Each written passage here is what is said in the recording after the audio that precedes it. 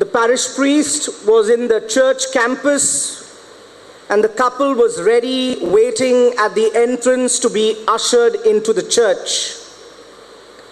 And then the parish priest chanced upon the altar server playing football, a little boy of 8 years, very popular because his grandmother taught him scripture verses by memory. So he was known to rattle off scripture verses with ease. So the parish priest looked at this boy, looking at the bride's face. It must have been pretty.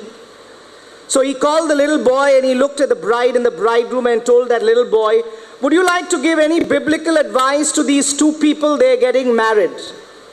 The little boy thought for a moment, scratched a little bit, looked up to heaven and said, "Father, forgive them, for they know not what they do." Glen and Monica, we both hope that you have thought very well what you are about to do in a few moments from now, that you have decided to surrender your lives to each other. There's a little story that goes that a frog realized that on this side of the lake, the good days have all ended, and the grass is always green on the other side. Now he realized the water was so much that it would have been impossible for him to swim across the lake. There he saw his two best friends, two little birds, and he knew that because they were one circle of family friends, he could rely on their help. So he told them, "I would like to go on the other side of the lake, but I cannot go there on my own." So the two little birds said, "How do you think we can help you?" And the frog said, "Why don't you carry a twig? Each of you hold the twig at either ends, and you can fly. And while you fly with the twig, I will latch on to the center of the twig, and then you fly over me that side, and I'll have a safe landing." And so the birds got ready, edged with the twigs in their mouths. They were about to take flight, and the frog leapt with his mouth at the center of the twig.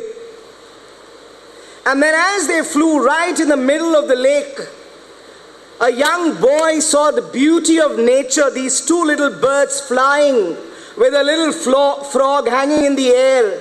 And he said, "Wow, what a brilliant, intelligent idea. I wonder who came up with this idea." And the frog said, "Me." And the next thing you know, the frog was down in the lake. Glen and Monica, yesterday at the Vatican balcony, Pope Francis said this at the Angelus, that in a marital life, the dictatorship of the me has to come to an end. And I think it's a very powerful comment that he made yesterday on the Feast of the Holy Family, particularly to married couples, that the dictatorship of me has to end in a marriage. And if you look at the word me, which is M-E, if you then take the Pope seriously and kick this M upside down, the M will then fall and turn into a W, and that is what your sacrament is. It's now onward a V journey. There is no more the singular grammar. It is only the plural grammar in language. A young wife, her husband sent her out on a holiday to Dubai for the shopping festival, and she saw this beautiful diamond necklace there. So she sent a message to her husband, "I've always wanted the diamond necklace of my imagination, and here it lies in the store. Can I buy it? It costs $10,000. He looked at it and he realized, and most men are smart. I don't know about you, Glen. I mean, men are smart, not husbands. So he looked at 10,000 and he wanted to say immediately, he thought in his mind, no. I'll put a comma and say price is too high. But in the rush of typing, he typed no, forgot to put the comma and typed the rest, price is too high. So when she received the message without the comma, she read, no, price is too high. She immediately swiped the credit card because of one comma, and the next thing we knew that her husband was in a coma. A little lapse of your grammar punctuation can bring a full stop to the joys of your life. And so I want to bring before you this gospel text today, Monica and Glen, and I want to pick out some grammarly lessons for both of you. One, I want to pick out a noun. Secondly, I want to pick up verbs. And third, I want to pick up an adjective. The noun that I want to pick up for you is Jesus. Jesus. And he's not just a noun, he is a personal pronoun. And that is important. Please note the text says Jesus also was invited to the wedding. Not just for this day at the Eucharist, Glen and Monica, but be certain to invite Jesus every day into your personal lives as the personal noun of your married life. Because when you invite Jesus into your marriage, you know you will never suffer from any want or need, leave alone scarcity. Because the presence of Jesus led that water to look at the master, and the water blushed and became wine. Always make sure that you invite Jesus and make him the personal noun of your lives. And then I want to take you to the verbs. A verb in the Wren & Martin grammar book is an action thing. And Mary tells the servants, do whatever he tells you. And there was work to be done. They had to bring the gallons of water. They had to bring the jars to Jesus. They had to take that water which was blessed by Jesus to the master of the ceremony. There was work to be done. Every marriage involves a verb living. It invites your active participation to make your marriage a reality and to make your marital life work.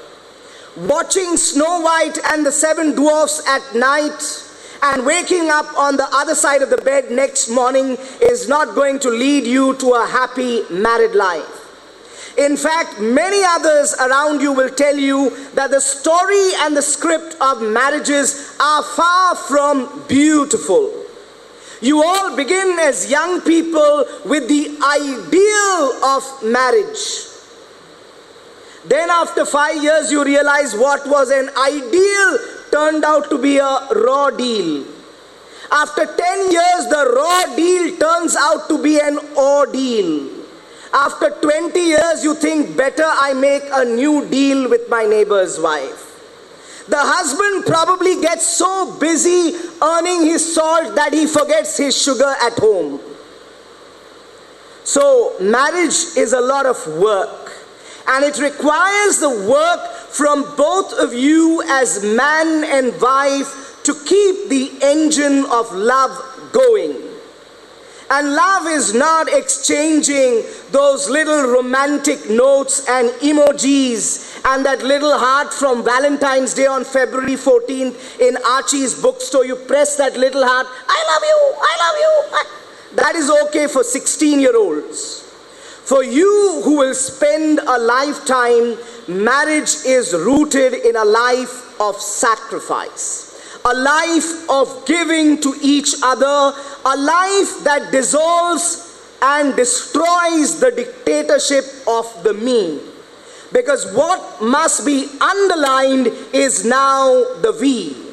you must think always, Glen, of what is going to make Monica feel loved, and you, Monica, must ask the question, what is going to bring fulfillment in the life of Glen? It is not surprising that the very first act of public ministry of Jesus happens to be a wedding feast. That means Jesus wants to bless all marriages because he believes in the beauty and the gift of this exchange of two people into a new life that you live. So your life has got to be a noun where Jesus is your personal pronoun.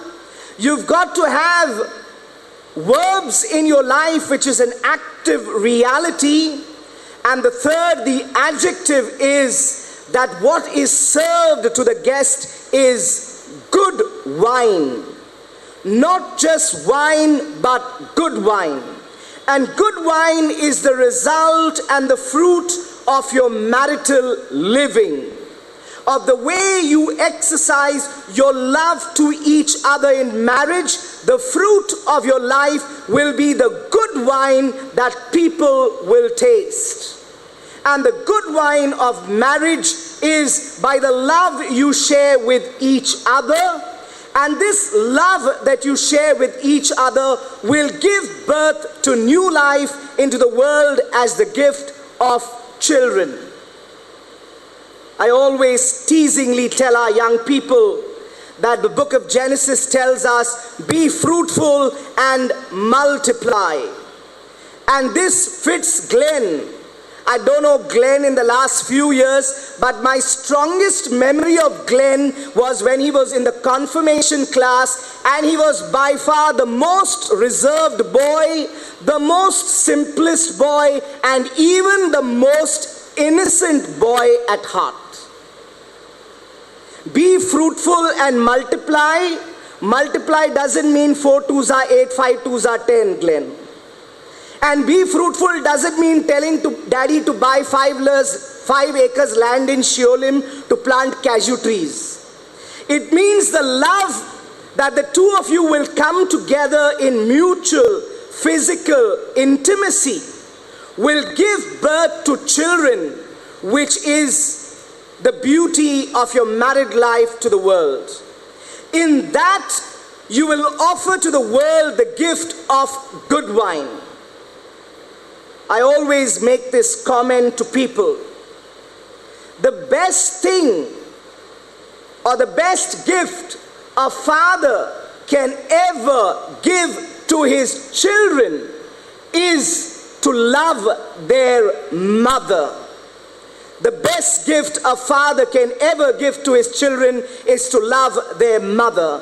When your children see that you love each other in good times and in bad, in sickness and in health, in riches and in poverty, when you're beautiful and when she's not going to be beautiful, that is when marital union will become a witness in our world.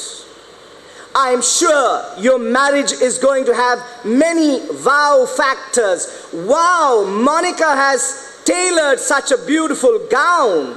Wow, Glen has gone to the best tailor and got himself a lovely suit. Wow, the best caterer is in town. A lot of wow factors. But I think both of you need to focus on the wow factor, the VOW, that you will make to each other in the presence of the priests and the community gathered here. I close, and I wished for you, in your free time, you watch this movie called Fireproof. Fireproof is a movie about a firefighter called Caleb. After 7 years of marriage, he and his wife are contemplating divorce. One day, as a fire breaks out in the city, and they're done with everything, Caleb's friend tells him, I can't imagine that you run into burning fire to save the life of a stranger, but you're not willing to save your own marriage with your wife for 7 years. And that sets Caleb thinking. And what allows him to change is that he's able to talk to his dad about the difficulty with his wife, and his dad, on the other hand, points to the cross as the example of what true love is.